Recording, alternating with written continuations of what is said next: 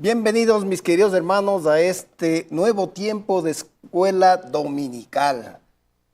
Como les manifesté la semana anterior, esta semana nos compete seguir la epístola de Santiago.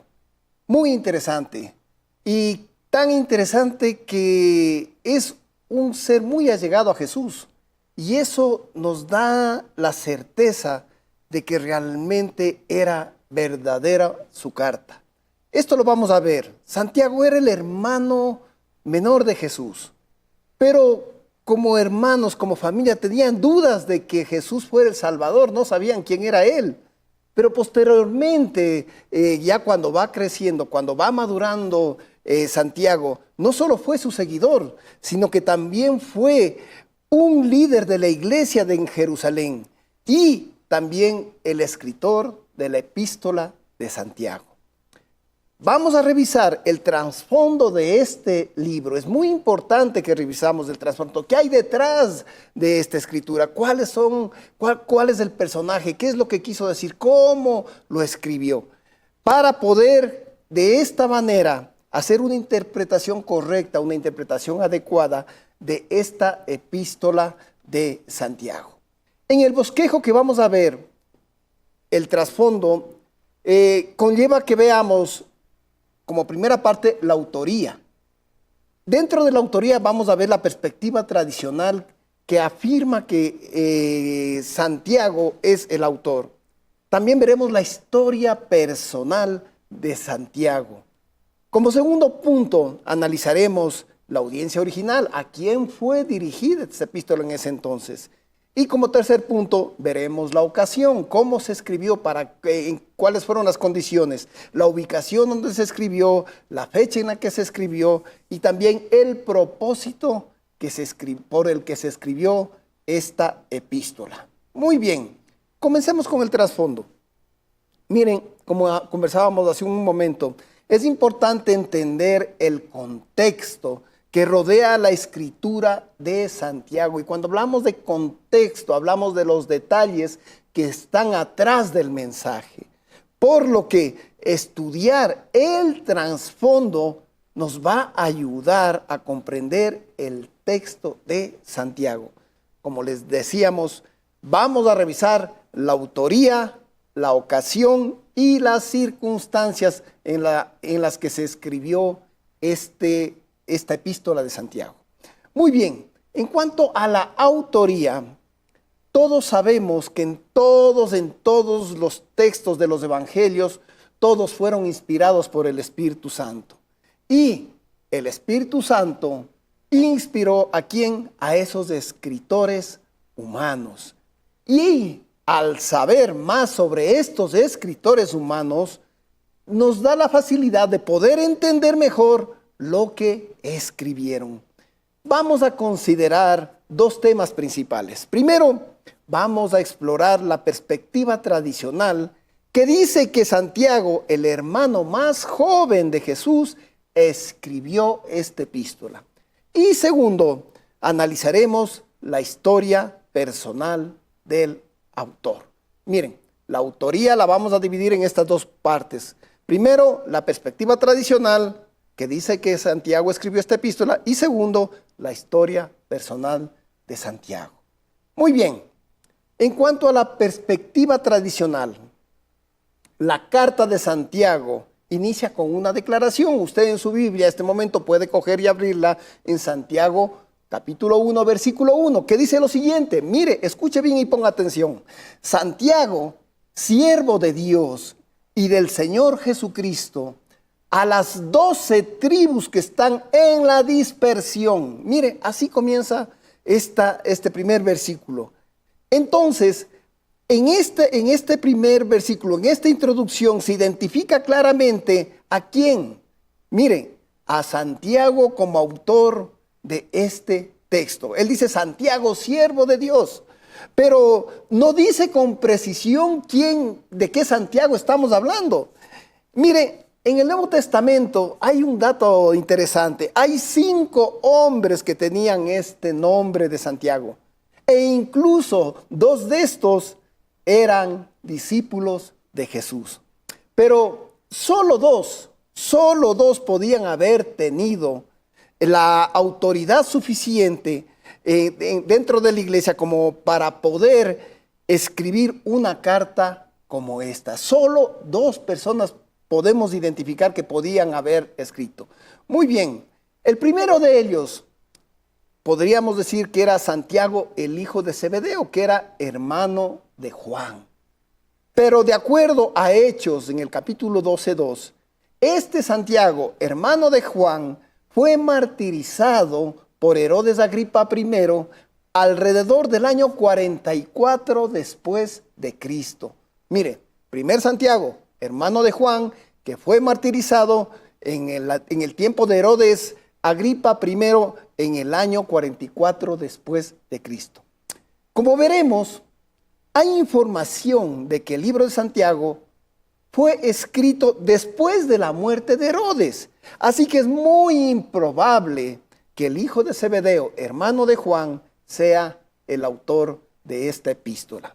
El segundo, Santiago, el hermano menor de Jesús, que fue líder de la iglesia primitiva de Jerusalén. Este hombre es el más señalado por la mayoría de teólogos como el autor. Pero hay grupos que apoyan esta autoridad de Santiago, pero también hay grupos que objetan. ¿Quiénes apoyan esta idea de que Santiago, el hermano menor de Jesús, es el autor?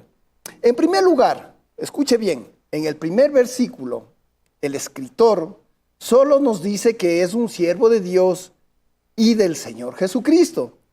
El autor asumió que sería reconocido por su nombre.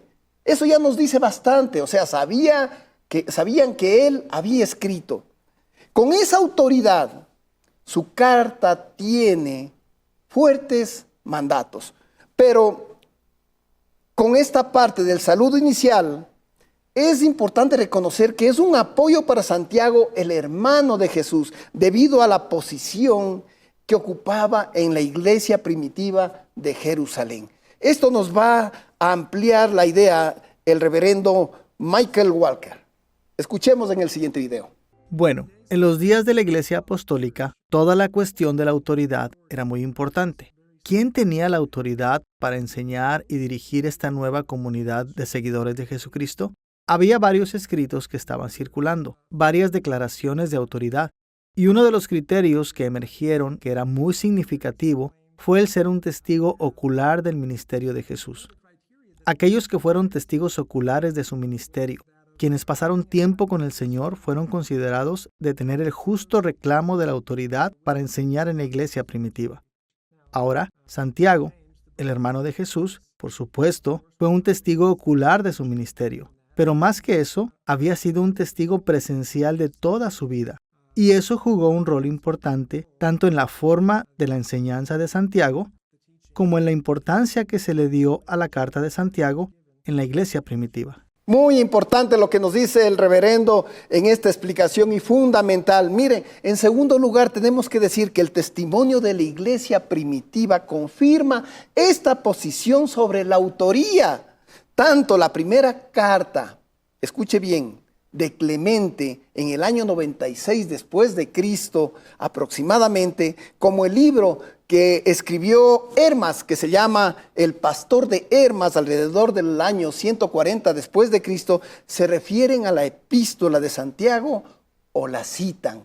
De esa manera confirmando que él era el escritor. Pero también Orígenes, que falleció por el año de 254 después de Cristo, cita el libro de Santiago muchas veces en su comentario sobre la epístola de Pablo a los romanos. La mención de Orígenes es muy importante porque en su libro 4, capítulo 8, identifica al autor de Santiago diciéndole el hermano del Señor.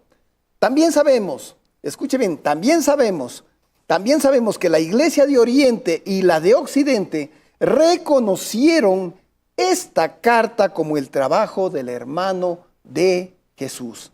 Pero a pesar de las pruebas existentes que estamos mencionando, hay algunas objeciones que debemos revisarlas para irlas dilucidando y desvirtuándolas.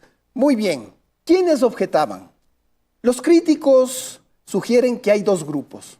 La primera es una teoría en la que algunos de estos críticos piensan que fue un Santiago desconocido en la iglesia primitiva. Sostienen que el autor sí se llamó Santiago, pero no era el hijo de Zebedeo, ni tampoco era el hermano de Jesús. ¿Por qué? Porque no es mencionado en ninguno de los otros escritos de la iglesia naciente. Pero esta teoría es muy improbable. ¿Por qué? Ya que al inicio de la carta indica que él era bien conocido. Muy bien.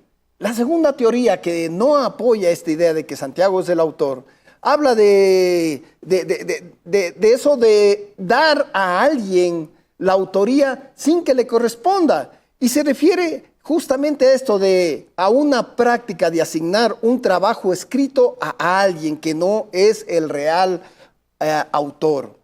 En el caso de la carta de Santiago, estos críticos dicen que alguien más usó el nombre de Santiago para ganar aceptación en la iglesia primitiva. En el pasaje de Segunda de Tesalonicenses, capítulo 2, versículo 2, esta práctica, escuche bien, fue despreciada por la iglesia original del primer siglo y declararon que era un engaño. Pero hay tres argumentos para esta objeción, pero por el tiempo vamos a mencionar solamente dos objeciones para irlas desvirtuando. El primer argumento manifiesta que no se menciona, escuche bien, que el autor tuviera alguna relación con Jesús. Para estos críticos es impensable, escuche bien, para estos críticos que dicen que no es el hermano de Jesús el que escribió, es impensable que el hermano de Jesús, habiendo escrito, pudiera escribir sin revelar su familiaridad que tenía con Jesús. Si era el hermano, ¿por qué no lo dijo? Pero miren, sin embargo, Judas, el autor de la epístola homónima, también era hermano de Jesús y nunca mencionó esos lazos sanguíneos en la carta. Así que este argumento podemos desvirtuarla con estas verdades. El segundo argumento es que dicen que el libro da evidencia de que el autor estaba consciente de la cultura helenística o griega. Y Santiago era judío de Palestina. Miren, es cierto que el escritor de Santiago era consciente de la cultura griega. Por ejemplo, en Santiago 3:6 usó la frase todo el curso de la vida, que traducido en la Nueva Versión Internacional es una frase que fue usada en la filosofía y religiones griegas. En el tiempo, en la carta en la que fue escrita, miren, muchos judíos instruidos en Palestina tenían un muy buen conocimiento de la filosofía y de la religión helenística. Muy bien, con estos argumentos vamos a ir a la historia personal de Santiago. Miren, que es muy interesante. ¿Cómo empezamos esto de la historia personal de Santiago? Mateo 13:55 identifica a Santiago como uno de los hijos de María y como medio hermano de Jesús. Las Escrituras nos cuentan que Santiago y sus hermanos, cuando crecían, no reconocieron quién era realmente el hermano mayor. Esto lo vimos con anterioridad, cuando comenzamos este tema. No lo reconocían quién era realmente Jesús. Como se nos dice, ni aún sus hermanos creían en él. Esto usted lo puede encontrar en el libro de Juan, capítulo 7, versículo 5. Pero en algún momento, escuche bien, en algún momento, como también nosotros llegamos a conocer al Señor, Santiago aceptó a Jesús como el Señor. De hecho, Santiago, escuche bien, fue tan importante en la iglesia primitiva que en Gálatas capítulo 2, versículo 9, Pablo lo llama una de las columnas de la iglesia.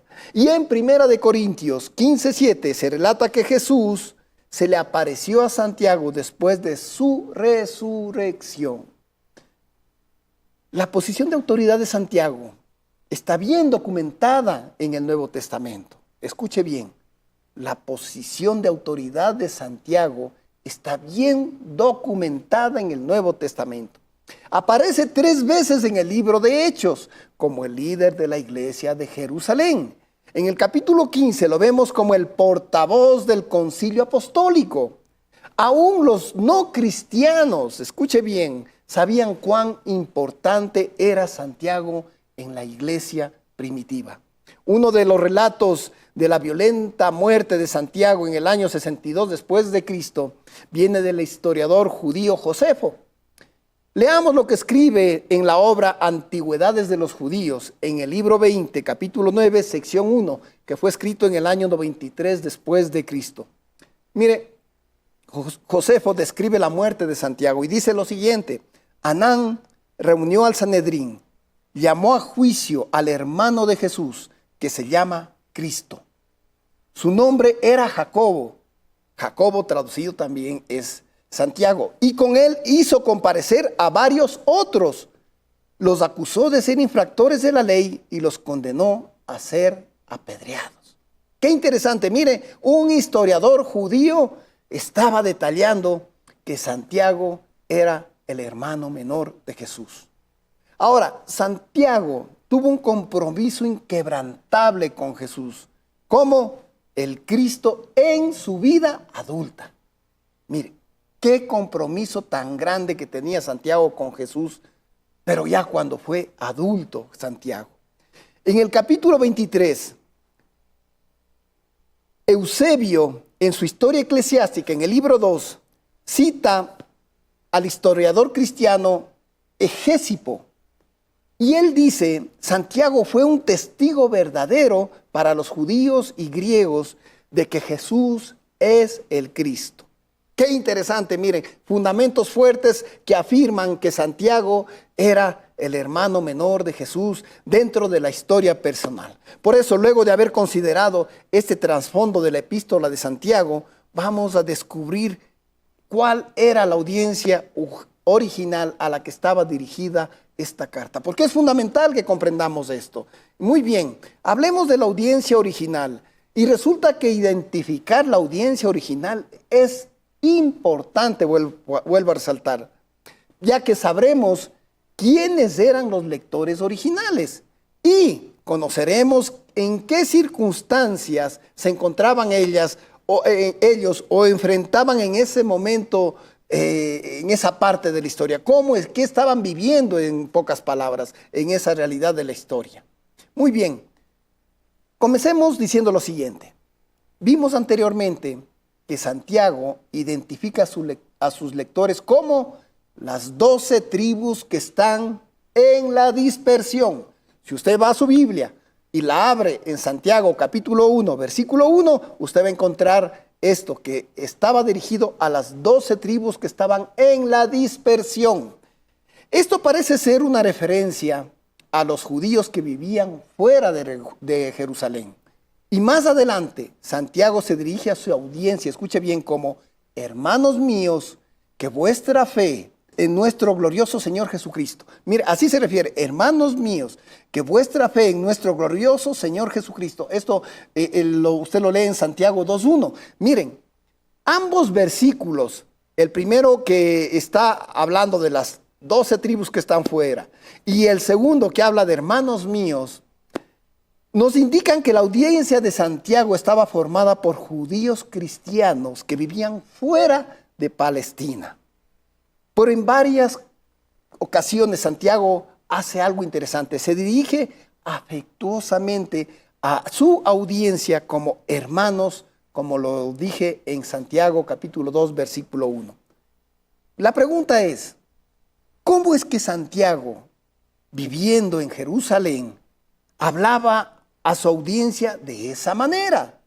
Miren, en Hechos 8:1-4, vemos que en la persecución, después del martirio de Esteban, los miembros de la iglesia de Jerusalén fueron esparcidos por toda Judea y Samaria. Imagínense lo que estaban viviendo después del martirio de Esteban.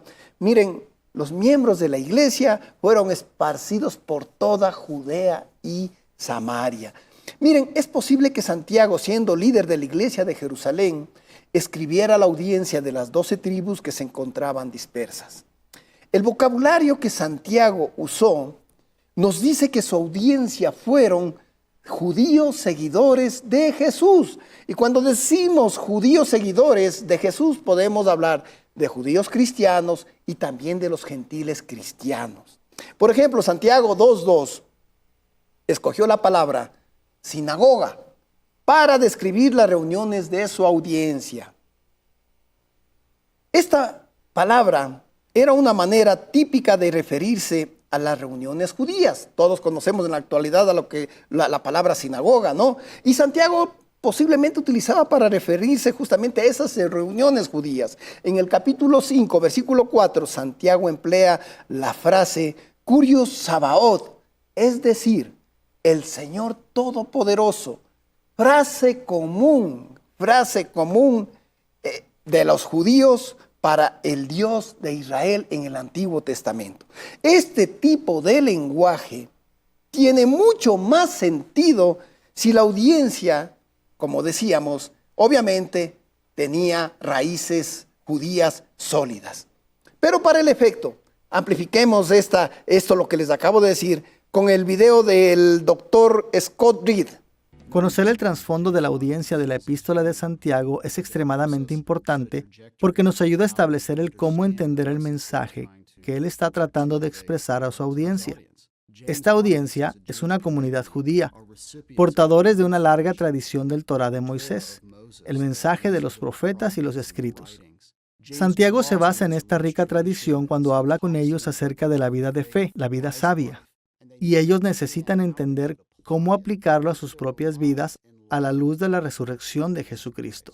Muy bien, ahora bien, con esa explicación, el mensaje de Santiago también se dirige a creyentes gentiles de la iglesia a las que él dirigió, como les decía hace un momento. Por ejemplo, vemos que en Hechos 8 sabemos acerca de la conversión del etíope.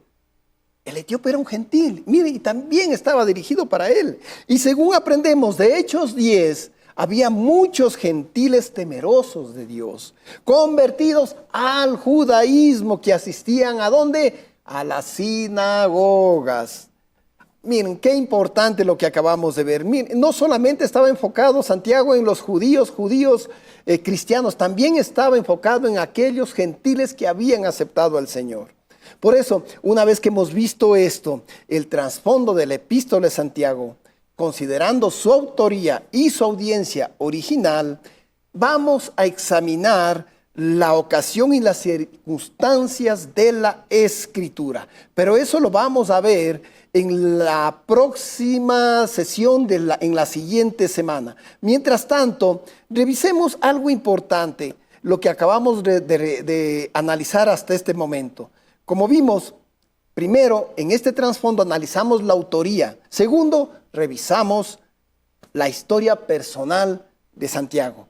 Y tercero, hablamos sobre la audiencia original. Vamos a hablar sobre la ocasión, pero eso lo vamos a ver en la siguiente semana. Gracias, mis hermanos. Dios les bendiga.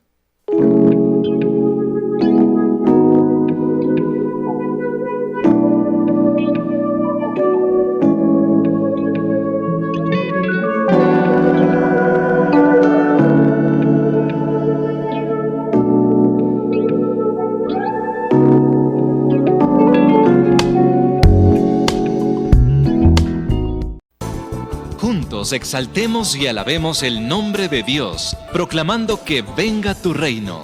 En un tiempo especial de compartir el pan de vida, con gratitud y regocijo en medio de himnos y salmos, Para aquellos que no pueden asistir a la iglesia, culto dominical Asoma. Somos tu pueblo, somos tu pueblo, somos tu voz y tu voz. Porque Dios busca adoradores en espíritu y en verdad. Somos tu pueblo.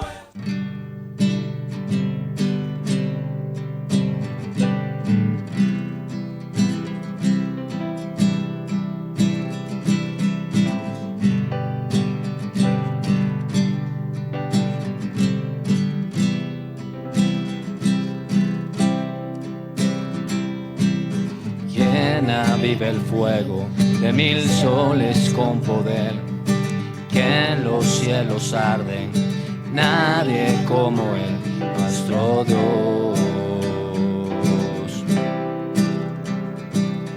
Quien gobierna el mundo, quien levanta y quita el rey, vence a sus rivales, nadie como Él, nuestro Dios. Nuestro Dios, santo, solo tú eres santo, sin igual en gloria, santo Dios.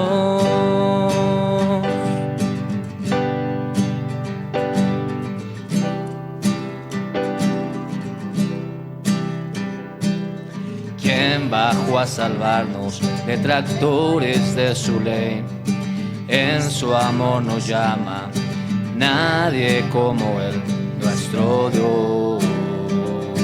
Nuestro Dios, nuestro Dios, santo, solo tú eres santo, sin igual en gloria, incomparable, digno, solo tú eres digno, solo a ti adoramos, santo Dios.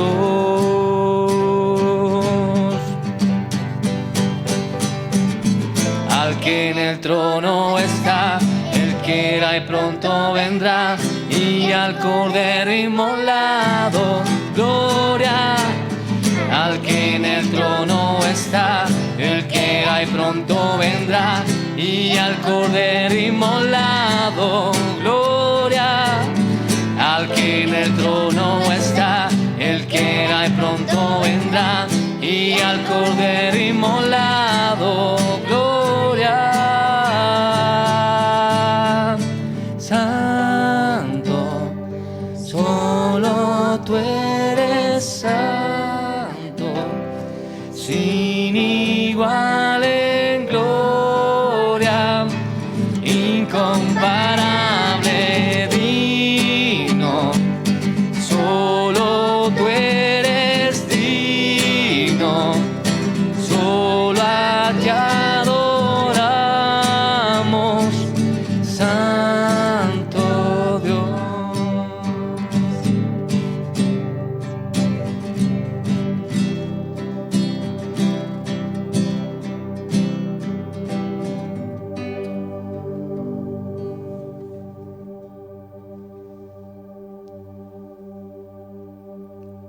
Yo me alegré con los que me decían, a la casa de Jehová iremos. Nuestros pies estuvieron dentro de tus puertas, oh Jerusalén. Jerusalén que se ha edificado como una ciudad que está bien unida entre sí. Y allá subieron las tribus de Jehová, conforme al testimonio dado a Israel, para alabar el nombre de Dios. Por este texto maravilloso del Salmo 122, quisiéramos extender nuestros brazos en el Espíritu para dar la bienvenida a todos ustedes, hermanos y hermanas queridas que están allí sintonizando el canal de vida Soma Visión y que domingo a domingo son parte ya de esta familia de la fe. Queremos darles la bienvenida y aspiramos de todo corazón que la celebración que tengamos ahora pues sirva no solamente para tener un espacio, un momento que por supuesto es esperado de este tiempo, pero sobre todo nos acompañe toda la semana en nuestras actividades cotidianas. Así que bienvenidos, un abrazo entrañable. Gracias por esta grata bienvenida, pastor. Les invito a que podamos ir a Salmo 2 en nuestra Biblia, versión Reina Valera. La palabra del Señor dice: ¿por qué se amotinan las gentes y los pueblos piensan cosas vanas? Se levantarán los reyes de la tierra y los príncipes consultarán unidos contra Jehová y contra su ungido, diciendo: rompamos sus ligaduras y echemos de nosotros sus cuerdas. El que mora en los cielos se reirá, el Señor se burlará de ellos, luego hablará a ellos en su furor y los turbará con su ira. Pero yo he puesto mi rey sobre Sión, mi santo monte. Yo publicaré el decreto. Jehová me ha dicho: mi hijo eres tú, yo te engendré hoy. Pídeme y te daré por herencia las naciones y como posesión tuya los confines de la tierra. Los quebrantarás con vara de hierro, como vasija de alfarero los desmenuzarás. Ahora pues, oh reyes, sed prudentes, admitid amonestación. Jueces de la tierra, servid a Jehová con temor y alegraos con temblor. Honrad al Hijo para que no se enoje y perezcáis en el camino, pues inflama de pronto su ira. Bienaventurados todos los que en Él confían.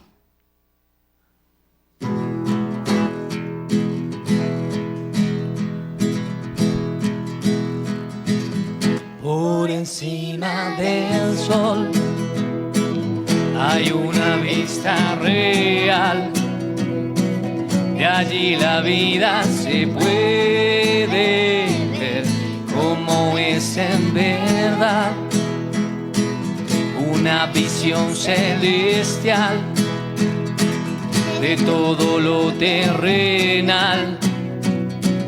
Toda la historia será a la luz de la eternidad. Quiero fijar mis ojos mucho más allá de lo que puedo ver. Mis páginas me sirven de ventana para andar por fe.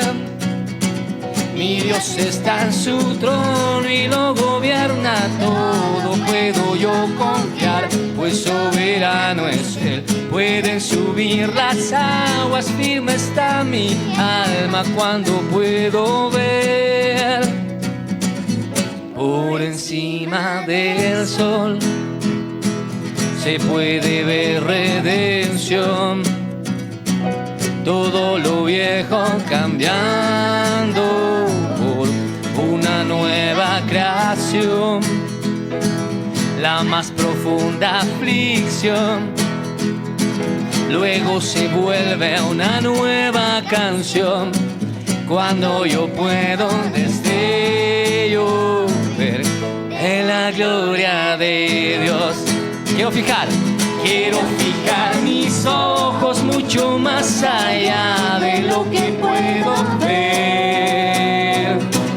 Miles de páginas me sirven de ventana para andar por fe. Mi Dios está en su trono y lo gobierna todo. Puedo yo confiar, pues soberano es Él. Pueden subir las aguas, firme está mi alma cuando puedo ver. Por encima del sol, oh, por encima del sol, oh, puedo pasar por el fuego, que soplen los vientos, se agiten los mares, pues no hay sufrimiento que no dé buen fruto de vida a su tiempo.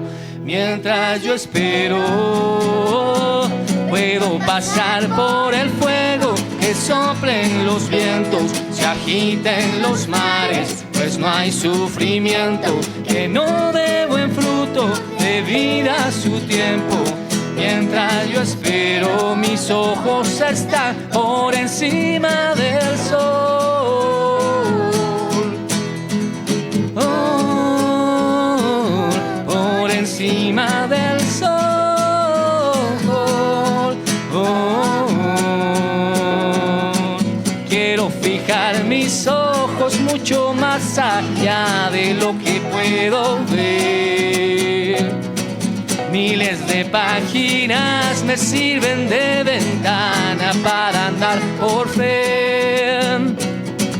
Mi Dios está en su trono y lo gobierna todo. Puedo yo confiar, pues soberano es Él. Pueden subir las aguas, firme está mi alma cuando puedo ver por encima del sol.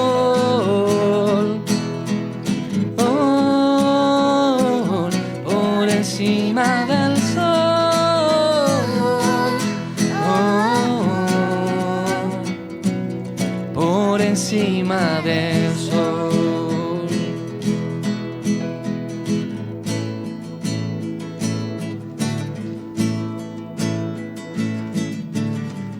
Por fe veremos a nuestro Dios en el plan que creo en la eternidad,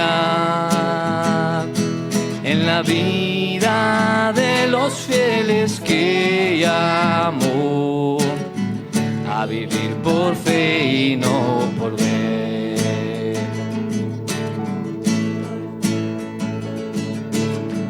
Por fe el justo vivirá. Por la fe caminamos junto a Él, como viendo al invisible protector. Vivir por fe y no por ver. Sus promesas como rocas son. Sus promesas cumple nuestro Dios. Nos movemos solo por la fe en Él. Vivir por fe y no por ver.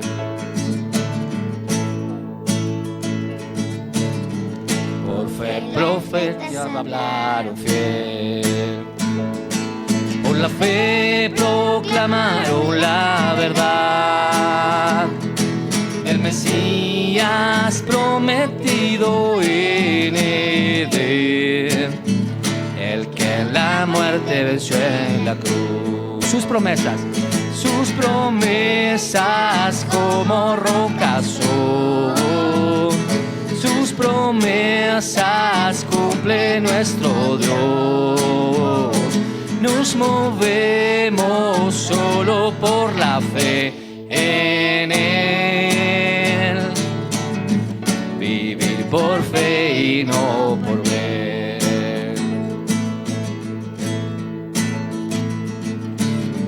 Por fe los montes se moverán con poder del Espíritu de Dios.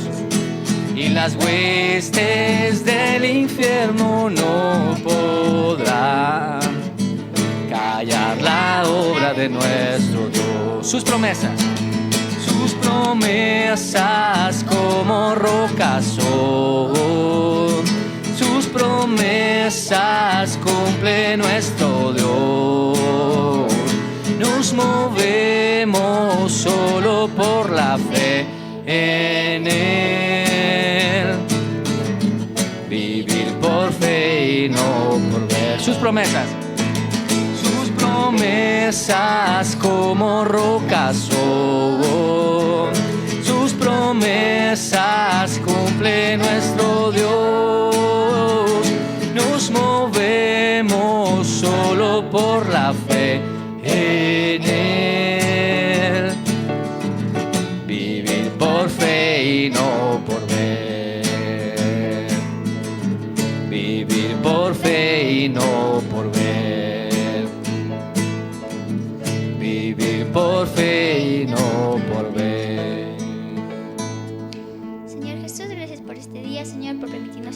ti, Señor, por todo el tiempo que vamos a pasar aquí. Gracias, Señor, por hacer ese sacrificio por nosotros, Señor, por su sangre que lavó nuestra maldad, Señor. Gracias por todo, por cuidarnos, Señor, y por este tiempo, Señor. En el nombre de Jesús, amén.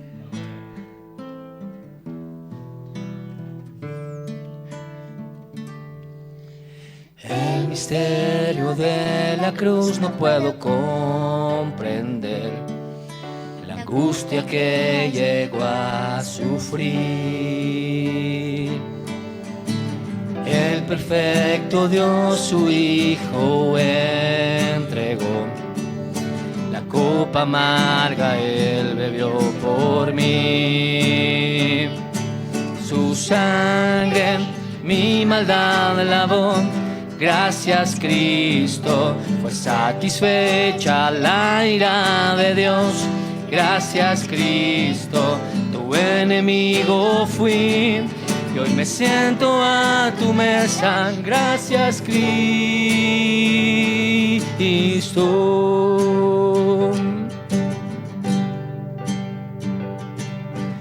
Por tu sacrificio me acercaste a ti, quitaste toda enemistad.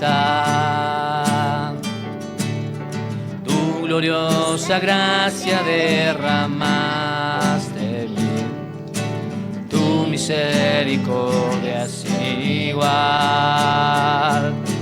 Tu sangre mi maldad lavó. Gracias, Cristo, fue satisfecha la ira de Dios. Gracias, Cristo, tu enemigo fui y hoy me siento a tu mesa. Gracias, Cristo.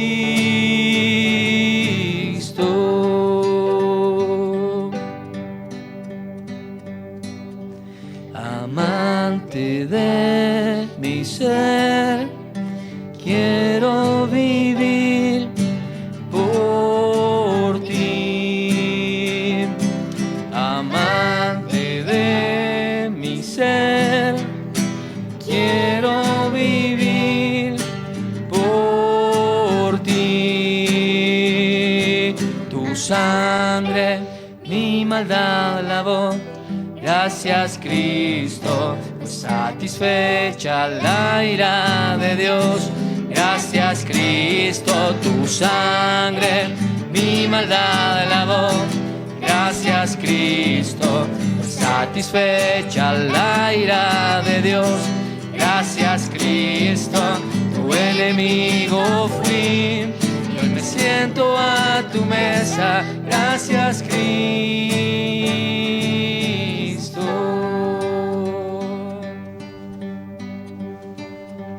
Gracias, Padre, porque podemos confiar, Señor, en su palabra, Señor, en la promesa fiel, amado Padre, de que, Señor, su vida se llevó en la muerte, Señor, en la crucifixión, todo el pecado, Señor, que nos podía acusar, amado Padre. Gracias por también esta mañana permitirnos adorar, Señor, alabar con un gozo en el corazón, Señor, sabiendo que todo lo que, Señor, podemos hacer en este día, Padre, es darle gracias, Señor. Gracias por todo aquello que usted ha hecho, Señor, está haciendo y hará en medio de nosotros, en nosotros y a través de nosotros, Padre. Glorificamos su santo nombre en este día, en Cristo Jesús. Amén. Amén.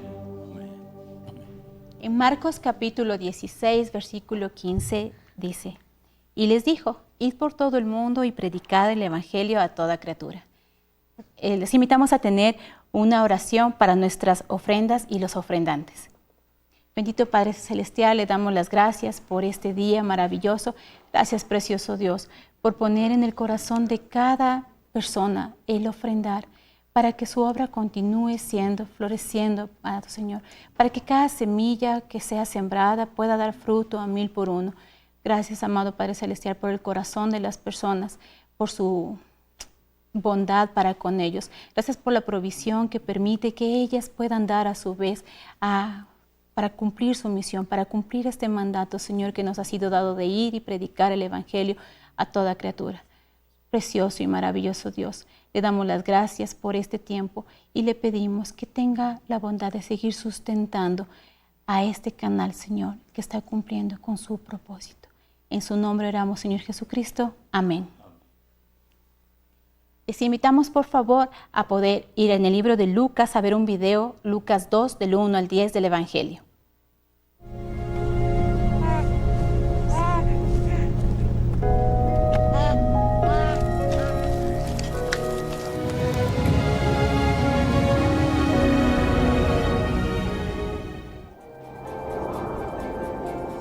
Por aquellos días, Augusto César decretó que se levantara un censo en todo el Imperio Romano.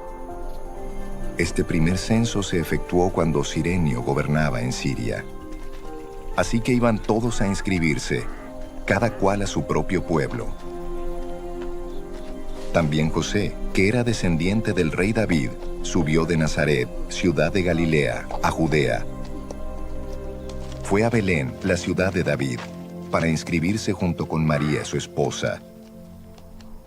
Ella se encontraba encinta.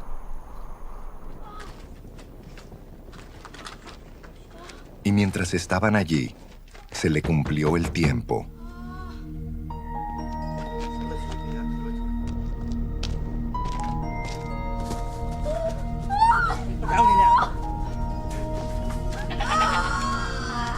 Así que dio a luz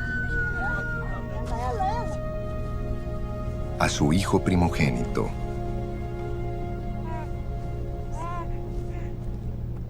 Lo envolvió en pañales y lo acostó en un pesebre, porque no había lugar para ellos en la posada.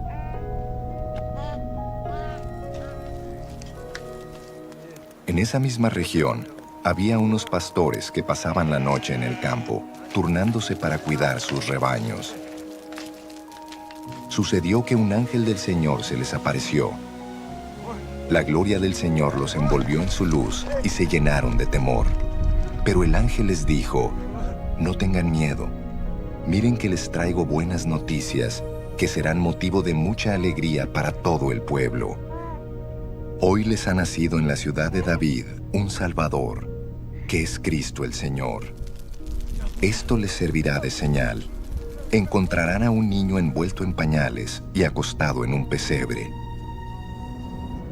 De repente apareció una multitud de ángeles del cielo que alababan a Dios y decían: Gloria a Dios en las alturas, y en la tierra paz a los que gozan de su buena voluntad.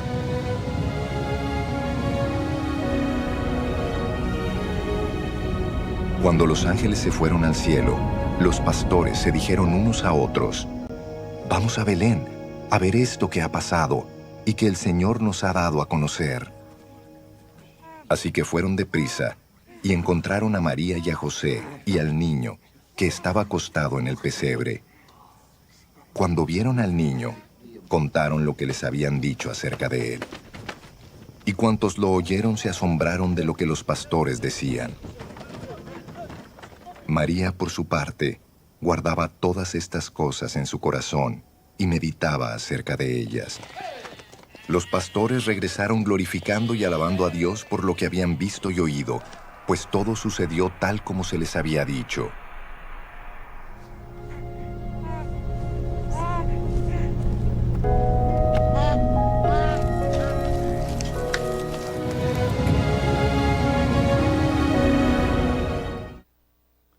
Es un honor para su servidor disfrutar de esta experiencia de intimidad con el Señor, estando ustedes del otro lado de la pantalla y poder participar de un tema que seguramente en estos tiempos vienen a ser cruciales para la festividad que estamos próximos a recordar, la venida de nuestro Señor y Salvador Jesucristo. Pues, cuando fuimos niños, recuerdo que toda vez que los papis nos hacían llegar algún presente, nos daban algo más de comida de lo que estaba la ración del tiempo, o de la desayuno, almuerzo, cena, o de pronto simplemente nos daban la comida, y cuando todos habíamos comido, entonces empezábamos a levantarnos de la mesa y la mami decía: hey, ¿qué se dice? ¿Qué se dice? Nadie se levanta hasta que no digan lo que tienen que decir. Gracias, mamita. Muy bien. Bien, mis guaguas, adelante por favor, vayan al colegio, a la escuela o a la casa a jugar.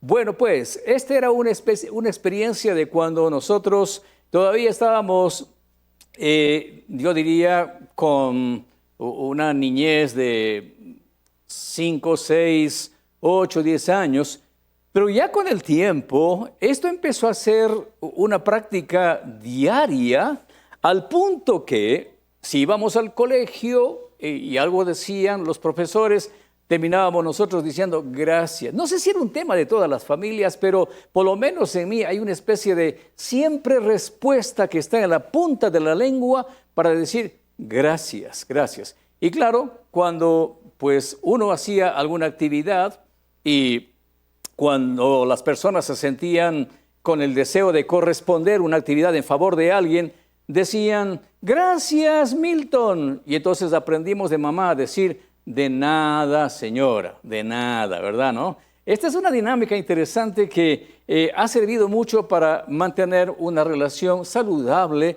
con quienes participamos de alguna manera la vida cotidiana, tanto en la familia como en instituciones o entidades que pues estamos de pronto en los trabajos, en las oficinas, en el comercio, siempre abocados a mantener esta práctica saludable de muchas gracias, señora, muchas gracias, señor. Cuando dicen, gracias, Milton, de nada, no se preocupe, ¿verdad? Pues bien, en la palabra de Dios, sí, señor, este es un elemento clave que no muchas veces se predica o no muchas veces se comparte, pensando que esto es algo que viene con la cuna. No, pero esto hay que aprenderlo, hay que aprenderlo. Hoy en día yo veo a las generaciones modernas que reciben lo que reciben y luego se van y más pronto recibieron que se fueron, ¿verdad, no? Y no hay una especie de expresión, de feedback que diga gracias papá, gracias mamá o gracias pastor, gracias hermana, muchas gracias al jefe, qué sé yo, ¿verdad? O al cliente, ¿verdad? Para pensar en estos espacios que son fuera de nuestro contexto familiar o eclesial. En el año de 1620, en Plymouth, perdone si esta pronunciación no es tan correcta como debería ser, en Massachusetts, en los Estados Unidos, el barco Mayflower llegó, dice un relato, a este pequeño pueblo desde Inglaterra para asentarse en el lugar y contribuir o construir, una vida junto a los pobladores autóctonos de esa localidad. Desde entonces los indígenas norteamericanos colaboraron con los inmigrantes europeos, que era un grupo de pietistas que iban huyendo de la persecución que para ese entonces se dio en Inglaterra para la fe. Bueno, y salían a participar juntos de la siembra, el cultivo y la cosecha. Luego de la próspera cosecha que resultaba, pues los ingleses aportando con lo suyo y los autóctonos aportando con lo suyo, pues dice el relato que el gobernador del pueblo organizaba un gran festejo en el que invitó a todos los colaboradores como muestra de agradecimiento por el trabajo conjunto durante la celebración. El menú incluía, pues, lo que seguramente muchos de ustedes van a disfrutar en esta Navidad, un gran pavo relleno, que fue repartido con todos los invitados. Finalmente, dice el relato, que en el año de 1863 el presidente Abraham Lincoln proclamó el Día Nacional del Agradecimiento durante la Guerra Civil para que los ciudadanos y sus familias se unifiquen en un cálido momento. Entonces es muy conocido ahora el Día de Acción de Gracias allá por la fecha de noviembre aproximadamente en los Estados Unidos de Norteamérica, que francamente es una fiesta mucho mayor que la de muchas otras festividades que ellos tienen. Pues la acción de gracias es una experiencia que la Biblia lo puntualiza de una manera muy, pero muy relevante. Tal es así que hay textos en la Sagrada Escritura que hacen referencia. Por ejemplo, el Salmo 107, verso 22, dice, ofrezcan sacrificios de acción de gracias y anuncien sus obras con cánticos de alegría. Y claro está, los sacrificios de acción de gracias y los cánticos de alegría son formas de expresar nuestra gratitud y celebrar las maravillosas obras de Dios. Otro texto que es un referente en el Nuevo Testamento, cuando el apóstol Pablo en 2 de Corintios del capítulo 1, versículo 3 dice: bendito sea el Dios y Padre de nuestro Señor Jesucristo, Padre de misericordia y Dios de toda consolación. Esta frase o esta palabra del bendito sea el Dios y Padre está haciendo una referencia de afirmación y nos invita a bendecir a Dios, quien es el origen de toda misericordia y consolación, como acabamos de escuchar. En el culto de acción de gracias, estos textos bíblicos nos inspiran a reconocer la bondad y el amor eterno de Dios. Ser agradecidos en todas las circunstancias, alabarlo al Señor constantemente, ofrecerle sacrificios de acción de gracias y bendecir su nombre. También nos anima a compartir las maravillas de Dios con otras personas y obviamente se crea una sinergia contagiosa de acción de gracias también en ellos. Pues, según la enciclopedia de la Biblia, la gratitud es, y lo describe como, el tener la condición o cualidad de agradecimiento. Un sentido de apreciación profunda, dice este documento, por el favor o bien recibido y que genera un deseo de hacer algo a la persona que ha hecho el favor o el bien. Entonces, viendo los mismos tres elementos que comparte esta experiencia de la acción de gracias, que vamos a manifestarlo luego, se puede entonces concluir que este acto es una expresión del creyente, del Hijo de Dios, de la hija de Dios, que no desconoce ni ignora las cosas que Dios ha hecho en favor de cada uno de nosotros. Para ilustrar mejor esta realidad de la acción de gracias, quisiera compartir con ustedes un bellísimo texto que aparece allí en 2 de Crónicas, el capítulo 5, versos del 1 al 14, y vamos a encontrar algunos elementos que forman parte de esta experiencia maravillosa, divina de la gratitud, de la acción de gracias. Así que voy a invitarles a que ahí en casa busquen este texto de 2 de Crónicas, el capítulo 5, versos del 1 al 14, cuyo texto dice de la siguiente manera: acabada toda la obra que hizo Salomón para la casa de Jehová, metió Salomón las cosas que David su padre había dedicado y puso la plata y el oro y todos los utensilios en los tesoros de la casa de Dios.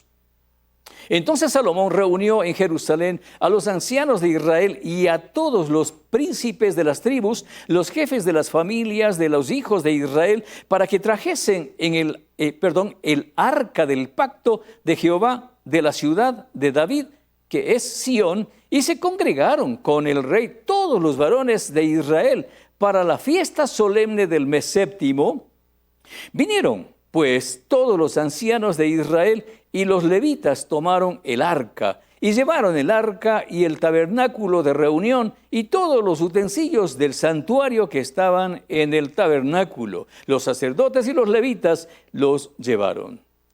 Y el rey Salomón y toda la congregación de Israel que se había reunido con él delante del arca, sacrificaron ovejas y bueyes, que por ser tantos no se pudieron contar ni numerar.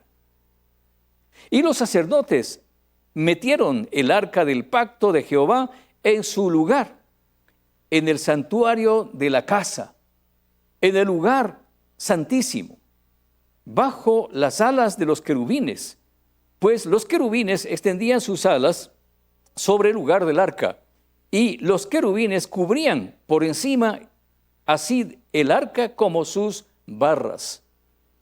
E hicieron salir las barras de modo que se viesen las cabezas de las mismas del arca delante del lugar santísimo, mas no se veía fuera de ella. y allí estaban hasta hoy.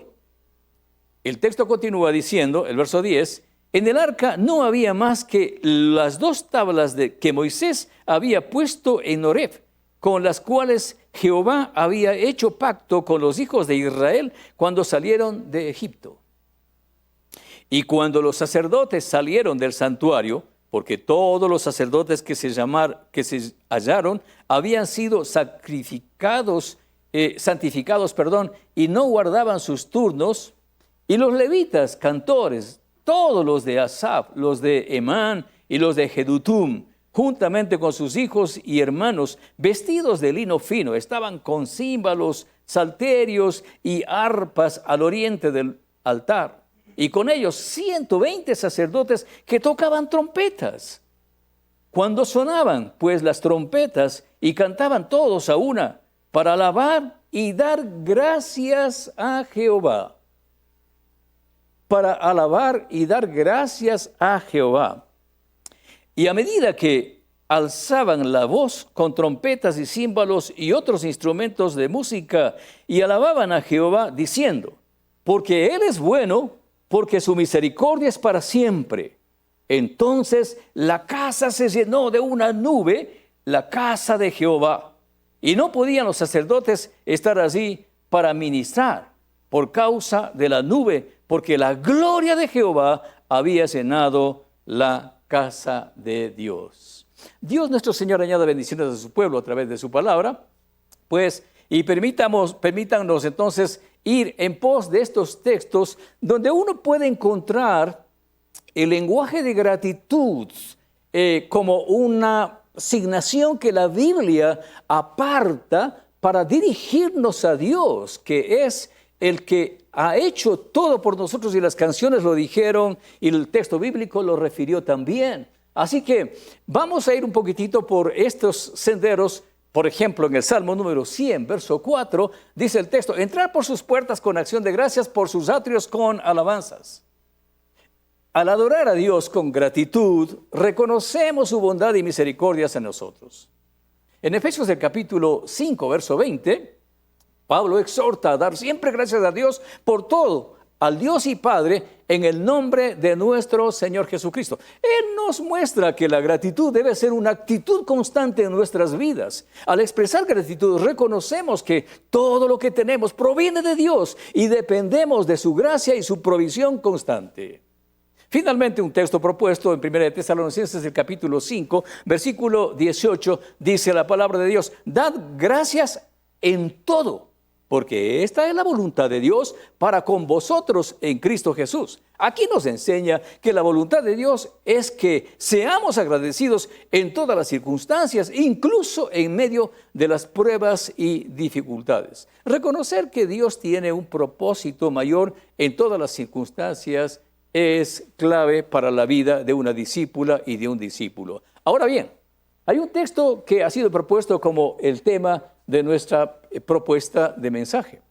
¿Cuál? Dice en Colosenses el capítulo 3, versículo 15, y la paz de Dios gobierne vuestros corazones y sed agradecidos.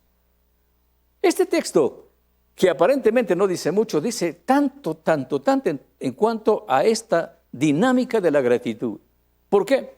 Porque el texto no dice, y la paz de Dios gobierne vuestros corazones y agradezcan. No, el texto dice, y sed agradecidos. Y esta es una palabra, el ginomai, que los griegos usaban para referirse a que no solamente hagan cosas, sino lleguen a hacer eso que están haciendo. Es decir, no tiene que ver con el hacer, sino tiene que ver con el ser. El ginomai. Entonces, ahora para nosotros necesitamos que ir al espíritu de este texto, y cuando dice, y sed agradecidos, es decir, no solamente agradezcan, sino en esencia sean esto, dice, la palabra agradecidos está compuesta por dos términos, el uno que tiene que ver con el eu y significa bien o bueno, y el charistos que tiene que ver con bien, como favorecidos. Es decir, están diciendo el Espíritu Santo a través del apóstol Pablo que seamos buenos favorecidos, porque algunos reciben el favor y se van. Algunos hasta se olvidan de quién les dio, ¿verdad? Y esa es una cultura posiblemente que hemos ido, gracias a Dios, creciendo en la fe, al punto que ahora ya nos es difícil evitar decirle, oh Dios, gracias, toda vez que nos acercamos al lugar santísimo para adorar, para expresarle al Señor a veces nuestras necesidades, nuestras inquietudes. Pero empezamos, o por lo menos en el intermedio de la oración, o al final terminamos diciendo, gracias Dios, gracias Señor. Y sabe Dios lo que ocurre cuando en el corazón del creyente, de la discípula, del discípulo, el Señor mira, visualiza, ¿qué hay en ese corazón? Hay un corazón agradecido, hay un ginomai eucharistos, ¿no? Un buen agradecido. Disfrutemos de este ingrediente en la vida de un cristiano o de una iglesia que activa nuestra comunión con Dios y renueva compromisos. La acción de gracias nos va llevando no solamente a hacer algo inmediato y luego nos apartamos, sino que nos quedamos ligados en esa experiencia, inspirados por este hermoso texto que ha sido ya dado lectura ahora, para encontrar en ellos, ¿qué cosa? Una magistral expresión de acción de gracias con 7 elementos que amplifican este noble acto divino. Primero de ellos, dice el texto bíblico que cuando Salomón terminó el trabajo de la construcción del templo, y entonces la construcción del templo fue un acto de gratitud a Dios, que su padre quería hacerlo, pero Dios dijo, no lo vas a hacer tú, vas a hacerlo tu hijo, porque tú tienes algunos problemas que de pronto están allí y que no sería tan compatible con lo que implica o significa un templo. Así que Salomón puso allí todo lo que había acumulado, pero aquí hay un detalle interesante. El primer elemento de una acción de gracias es la honestidad, con lo dedicado al Señor. Dice la palabra que Salomón, su padre había muerto ya, y ahí estaban seguramente embodegados todos los tesoros que David había acumulado para la casa de Dios. Y Salomón pudo haber dicho, bueno, hay tantas cosas y a la final esto ni va a ser tan útil para el templo, así que voy a hacer uso de esto en otros menesteres. Pero no. La acción de gracias vierte de una honestidad del corazón del agradecido, ¿verdad? La persona que llega a reconocer que hay algo aquí en nosotros que no es nuestro, y que necesitamos rededicarlo, consagrarlo, o por lo menos ratificar que eso no nos pertenece. En la historia del Nuevo Testamento, al inicio de la iglesia, hay un relato triste de Ananías y Zafira. ¿Recuerdan ustedes cuando ellos prometieron dar el diezmo dar todo de la venta que habían ellos propuesto para que la iglesia saliera adelante? Y se habían puesto de acuerdo los dos para engañar a la iglesia.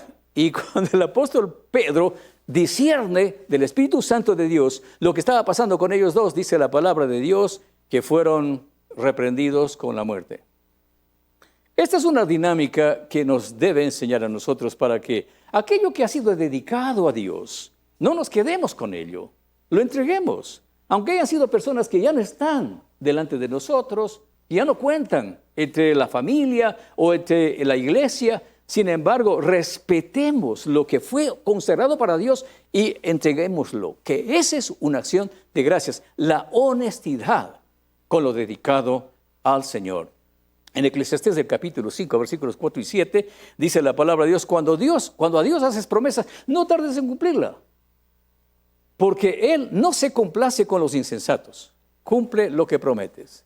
Si de pronto hay un elemento así que usted está recordando en su vida pasada y de pronto no llegó a feliz término al cumplimiento de esta propuesta u ofrenda que usted se comprometió a hacerlo, bueno, valdría la pena que pues volviera a pensar en esto y reeditara otra vez ese acto de adoración, porque Dios se complace con lo que prometen y con los que prometen y cumplen lo que prometieron. Un segundo elemento de la acción de gracias tiene que ver con el verso 2, cuando dice entonces Salomón reunió en Jerusalén a los ancianos de Israel, a todos los príncipes de las tribus, los jefes de las familias de los hijos de Israel. Y es interesante, Él no quiso hacerlo en secreto, Él quiso hacerlo público y el propósito era ir a donde estaba el arca y traerlo a Sión. Y allí es donde encontramos nosotros el segundo elemento de la acción de gracias que valida este acto. Cuando este es un acto, además de ser personal, pero también es un acto comunitario. Es un acto comunitario. El Salmo 133 dice, es importante que estén, cuando dice, mirad cuán bueno y cuán delicioso es que los hermanos estén juntos y en armonía. Es importante que este acto de gratitud esté también su cónyuge, esté también sus hijos, sus padres, sus hermanos. Participen de esa experiencia. Es un acto que obviamente enriquece su corazón, pero también ellos necesitan reconocer lo que usted está expresando, ese acto de gratitud para con Dios. ¿Por qué? Porque es importante que haya esa presencia corporativa. ¿Por qué? Porque dice la palabra de Dios, porque allí envía, en el Salmo 133, porque ahí envía bendición y vida eterna. Así que este acto de gratitud no solamente es un acto que uno eleva hacia el Señor, pero es un acto que el Señor responde. ¿Con qué? Con bendición y vida eterna. ¿Sabe Dios lo que implica todo esto? Que en otro tiempo quizás, o ya quizás sus experiencias de lectura cotidiana de la palabra de Dios lo han descubierto ya. Vamos a un tercero en el versículo 3. Es una expresión donde el texto refiere una fiesta solemne. La acción de gracias no es un acto de decir, así como al paso me voy y digo, bueno, gracias, gracias. No, la acción de gracias es un acto solemne, lo describe el texto ahora, es una celebración exclusiva, es una celebración extraordinaria. Por supuesto, había que hacer preparativos.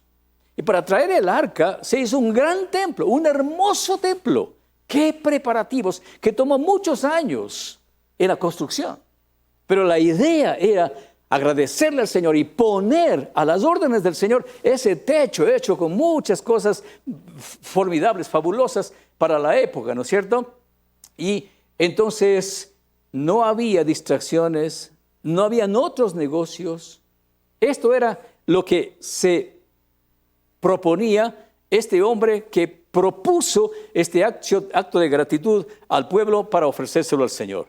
La acción de gracias. En esta celebración es una celebración de estrenos. ¿Por qué? Porque como dice el Salmo 96, cantad a Jehová cántico nuevo, describe la palabra de Dios. ¿Qué cosas? No una nueva letra quizás o una nueva melodía quizás, no, sino más bien una nueva actitud del corazón. Donde la gratitud no nace de la parte superficial, sino nace de lo profundo de su ser. Vamos al cuarto elemento, donde se describe en el versículo 4 y 5, dice la palabra de Dios, que tomaron el arca y las llevaron. ¿Y las llevaron a dónde? Al templo. Lo destacado en la fiesta no somos, hermanos, los invitados. Lo destacado en la fiesta de acción de gracias no son los participantes. Lo destacado es ¿quién? Es aquel a quien vamos a honrarle con nuestra gratitud. No es la decoración, lo importante. No son los participantes.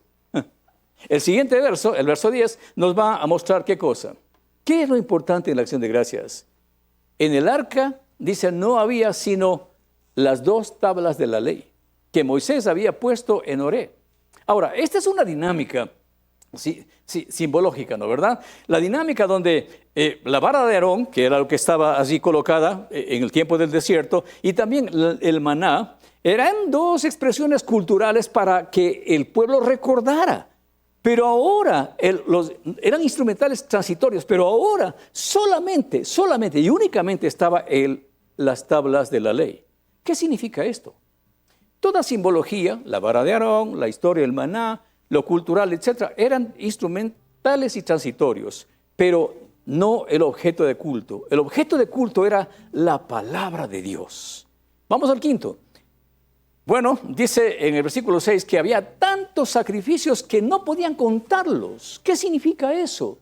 Eso apela a la gratitud. Había un desprendimiento con desbordante generosidad. Esta es una parte que uno tiene que observar. Ahora, ¿qué es lo que el Señor aprecia de un adorador agradecido? Uno puede decir, los bienes. Sí, tienen su lugar. Pero ¿qué es lo que dice 1 Samuel, el capítulo 15, versículo 22? Tocante a lo que Dios aprecia como una acción de gracias. ¿Qué es lo que dice? El profeta Samuel le dice a Saúl, mira, Dios no está pensando en lo que puedes ofrecerle.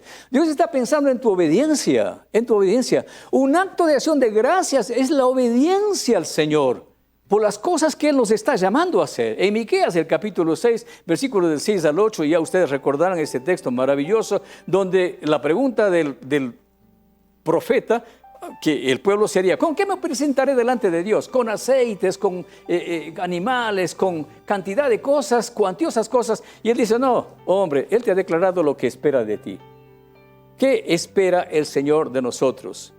Dice, solamente hacer justicia, amar misericordia y ser humilde ante Dios. Un acto de acción de gracias tiene que ver con esto, con esos elementos que tienen que ver con la vida, la participación de la familia. Finalmente, en Proverbios del capítulo 23, verso 26, dice el Señor, ¿qué es lo que aprecia de nosotros como un acto de gratitud? Dice, dame, hijo mío, tu corazón. Y tal vez en este año nosotros podamos volver otra vez a hacer una especie de reedición, de consagración al Señor. Dándole nuestro corazón. ¿Qué tiene que ver el corazón con la vida? Es ahí donde están las emociones, la voluntad, el intelecto. Es ahí donde está nuestro ser entero. El Señor no quiere parte de nosotros, no quiere una ofrendita por allí. No, Él quiere todo de nosotros. Nos ama, nos buscó, nos encontró en Jesucristo. Así que este es el quinto elemento. Vamos al sexto elemento, donde se identifican los motivos. No es simplemente decir gracias, pero la persona dice, ¿por qué me agradece? Bueno, porque así estoy acostumbrado a hacerlo. No. El texto bíblico refiere que la gratitud que tenía este generador de este acto de acción de gracias a través del templo era que Jehová es bueno y para siempre su misericordia. ¿Usted se relaciona con un Dios bueno? ¿Usted se relaciona con un Dios que es misericordioso? ¿Que siempre ha sido misericordioso con usted? Pues esta es una oportunidad para que usted pueda glorificarle al Señor, darle gracias y hacer consistir en eso su dedicación, su consagración al Señor. Tiene que haber motivos, razones por las cuales usted diga, Señor, te alabo por esto, Señor, te bendigo por esto, Señor, me consagro a ti por estas razones, Señor, te doy gracias por esto. ¿Por qué darle gracias? Por su salvación, por su transformación personal, por las promesas de Dios, porque Dios es siempre bueno y para siempre su misericordia, por su cónyuge, por sus padres, por sus hermanos, por sus hijos, por ser un discípulo de la iglesia del Señor Jesucristo, por su negocio, por su trabajo, por su ciudad, por su país, por su continente, por su mundo, por los sueños y objetivos que el Señor pone en la vida suya. Y terminamos esta homilía con una expresión donde la persona que es gratificada no se queda en silencio, como cuando al inicio les había dicho que cuando alguien le dice gracias, Milton, uno tenía que decir de nada. Pues la respuesta del Señor no era de nada, la respuesta del Señor era que su forma de decir, aceptar la acción de gracias y de decirles, estoy con ustedes, era que la casa y la casa de Dios lo constituye como una especie de familia. El Señor de la casa hizo evidente su presencia con una columna de nube que se posó sobre ella y tuvieron que salir los sacerdotes porque no podían ministrarla. Dios responde su acción de gracias cuando ella es de corazón ofrecido. Que esta Navidad, esta recordación, que este nuevo año sea presidido por un corazón agradecido para con el Señor. Y queremos invitarle para que continúe participando de estas celebraciones dominicales, donde usted es parte de ese adorador, de esa adoradora, y esta institución, Asoma Visión, un canal de vida, siga siendo un instrumento del Señor para acompañarle en ese acto de adoración.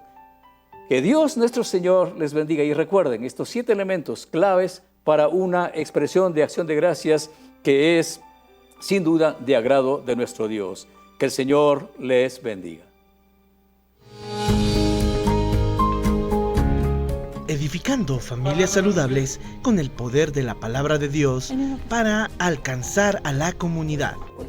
Les invitamos a formar parte de nuestras áreas ministeriales en misiones, alabanza, damas, varones, niños y jóvenes. Visítenos en Los Mastodontes Carcelén o si usted prefiere llámenos al 2477-097. Iglesia Bautista Familias Saludables. La Iglesia Cristiana Familias Saludables les invita a sus cultos dominicales, que son los días domingos a las 10 de la mañana. Será un tiempo maravilloso en el que podrán compartir, en el que podamos crecer, en el que podamos aprender.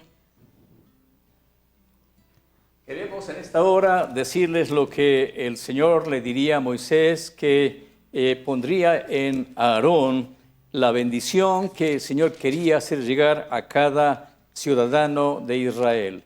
La bendición sacerdotal. Para ustedes, queridos hermanos, que el Señor les bendiga y les guarde, que el Señor haga resplandecer su rostro sobre vosotros, que el Señor tenga de ustedes misericordia y ponga en ustedes paz, en el nombre precioso de su bendito Hijo, nuestro Señor Jesucristo.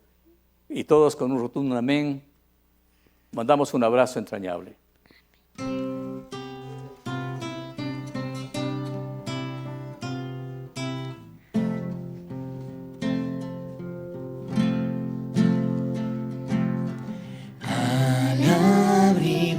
Señor Altísimo, habitaré a la sombra del omnipotente Rey, descansaré. Si la enfermedad acecha, si hay plaga por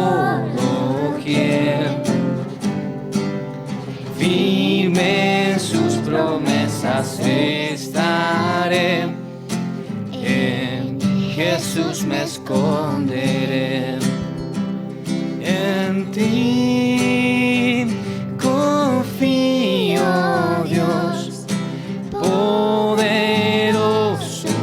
Emmanuel, en ti está mi fe, en Jesús me esconderé.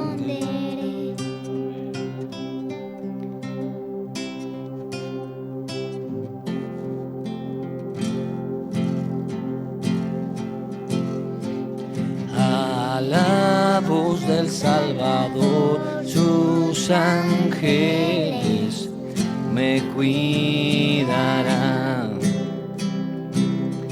Con su mano soberana al tropezar me sostendrá.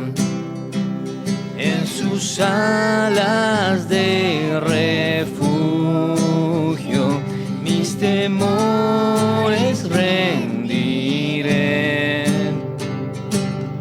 Me rodea su fidelidad, en Jesús me esconderé.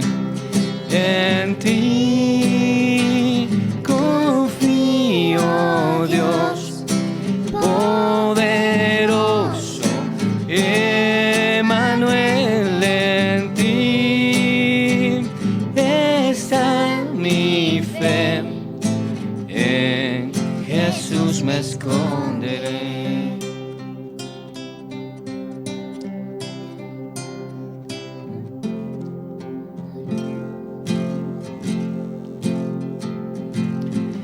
Aunque miles caigan junto a mi muerte pueda ver, la maldad no vencerá mientras Jesús conmigo esté, porque Él ha resucitado. El morir no temeré, porque Él ha resucitado. El morir no temeré.